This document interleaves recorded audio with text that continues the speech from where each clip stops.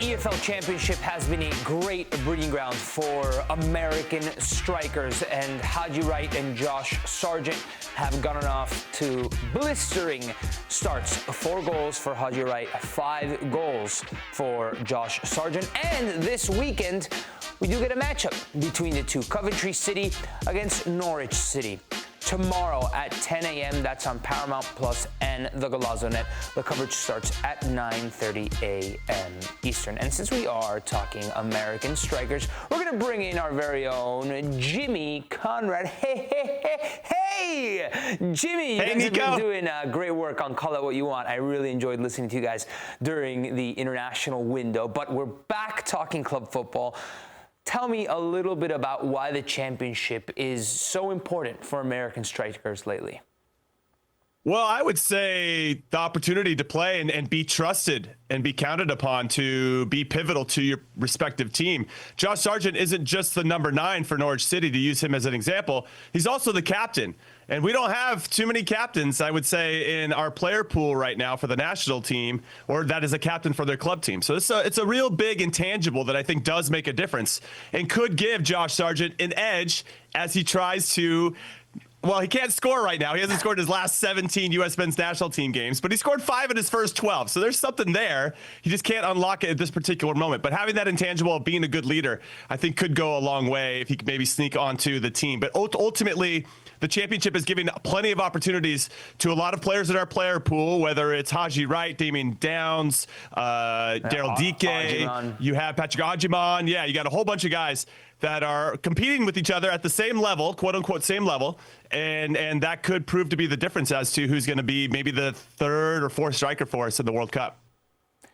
All right, Jimmy, focusing on Josh Sargent, you said 17 games, no goals with the U.S. men's national team. That equates to, what, 6 years, 5.5 years without scoring for the men's national team. It's I think you and I are on the same pace, Nico. We're like we're clicking at the same rate as Josh Sargent right now. We haven't scored for the national team in 6 years. For the national team is correct, but maybe he's outpacing us in the championship because he's actually pretty good there. Does it feel like he's perhaps outgrown this competition?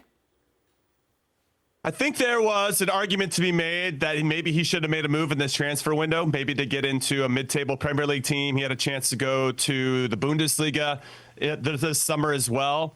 He had played in the Bundesliga before, but because he's such a leader, such a pivotal role. I mean, listen, they've scored 6 goals this year for Norwich, right, in total in the league. He's scored 5 of them. That's 83% of the goals. That's a lot of responsibility they're putting on his shoulders to go out and get results. If we look at Haji Wright in particular, Haji Wright's 2nd in the championship with 4 goals. Josh Sargent is number 1 with 5.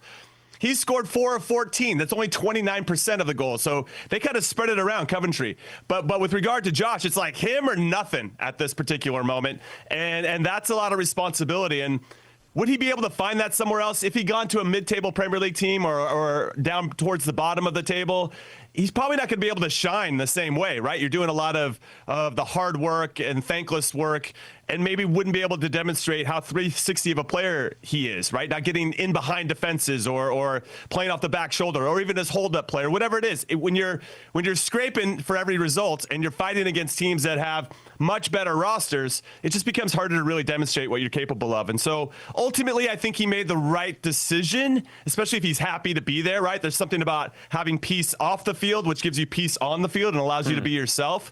So right now, I think he's in a good spot. And I'd say ahead of a World Cup, you want to be playing as much as possible. You don't want to be sitting on the bench going, I wish I would have stayed. Definitely. All right, let's link this to the U.S. men's national team. In the eyes of Pochettino, Mauricio Gimitino, the experimental stage is over, correct? Well, according to the real Mauricio Pochettino, yes. Okay, correct. So what does Josh Sargent need to do? Because after what we saw in this last window, it feels like he is much more out than he is in. What does he need to do in order to be on the plane? Well, not really, right? Plane maybe to other places in the United States. You get what I'm saying. For World Cup 2026. I would say that you have to make yourself undeniable. When I was trying to get onto the World Cup team back in 2006, I can't believe I said the year. It makes me feel very old at this particular moment. But you want to make sure that when you're playing for your club team, something you're doing day in and day out, where the coaches can come watch you play weekly, that you're doing the little things that are giving you success. He's doing that right now. Unfortunately, it didn't translate to scoring for the national team when he had his real opportunity against South Korea during this window. And I don't feel like he did enough. And I think what really hurt him in this one, if I can just little sidebar, little tangent, part of my charm here, Nico, is that when he came off and Fuller and Balogun came on, the team just instantly looked better. Right. And what was a bit of a shame was that Josh Sargent was on the field when the team was in a back four. And then when Balogun came on, the team shifted into a back three, and that's what we played against Japan, and everything just seemed a little bit better. The spacing was better for everybody, and Balogun, I thought, was excellent. But Josh Sargent didn't have the benefit of maybe what that back three would look like and him in there. Because if you have wing backs that are getting up and down, you're going to get more service, and I don't feel like Josh got a lot of service there. However, that said, he's still got to make his own luck, right? He's still got to go out there and make plays, and I don't think he did enough of that. However, he is doing that at Norwich, and so if he goes, and right now he's on top of the scoring of the championship. If he can be the guy that's there at the end of the season, and he's helped Norwich do something special as a team, as a captain, you put yourself in a really good position that, hey, I am undeniable at this point. You have to have me on the team. I might not be a lock starter, but I should be in the roster. And then when you add in the fact that he has World Cup experience, he had it in 2022, that he's been through this before, I think that gives him added value as well over some of the people that he's competing against. So, Jimmy, listen to my podcast, Conrad. I've got a question for you about the depth of the forwards, the nines for the men's national team, because a couple of days ago, we just saw that graphic of the available nines for camp. So there's 3 spots, we would imagine, right, on a 26-man roster. And our very own Michael Lahoud here on Morning Footy said that he would take Flo Balogun, Ricardo Pepi, and his third option was Haji Wright. What do you feel about that depth chart in an official and final list for a World Cup, and can that change perhaps? I think it can. It just depends on where you want to position Haji Wright. But I'm picking up what Michael Lahoud is putting down, and I ultimately agree with him. Flo Balogun would be my number 1. Ricardo Pepi would be my number 2. And right now at 3, it's still kind of an open, but I could see why you can make a strong argument for Haji Wright. And a lot of that is because he can play out wide. If you do want to go in a 3, though it looks like we might be inverting our wingers and playing them as 10s so our wing backs can get forward if we elect to continue with the back 3. I'm very curious to see what that looks like and how that actually, what the ripple effect that it has on the player pool. So Haji Wright can play underneath the striker, and Josh Sargent can do it too. I just feel like you might just go with who's most in form at that point. And he's clearly, Mauricio Pochettino clearly loves Patrick Agyemang, gave him plenty of opportunities throughout the Gold Cup, sees something in him. And honestly, as a former defender, in 70 minutes, 80 minutes into a game, and I'm dead tired at that point, and I see Patrick Agyemang coming off the bench, I'd be like, I just don't know. This guy looks like he can run and he can hold the ball up, and it's just going to be a handful, right? So his player profile, his physical profile could see him maybe get the edge over somebody else. But you got to go with the hot hand. We look back at 2010, right? Bob Bradley brought Hercules Gomez, Edson Buttle, because they were scoring a lot of goals at that particular moment in their careers. So why not bring them in? Go with the hot hand. So you might see a little bit of that as we get closer to next summer. All right, Jimmy, another Americans abroad matchup we're getting in the Prem in the English Max Arfson, which is Jedi Robinson for Fulham, and the Medford Messi, which is Brenden Aaronson for Leeds. What are you looking forward to in this matchup?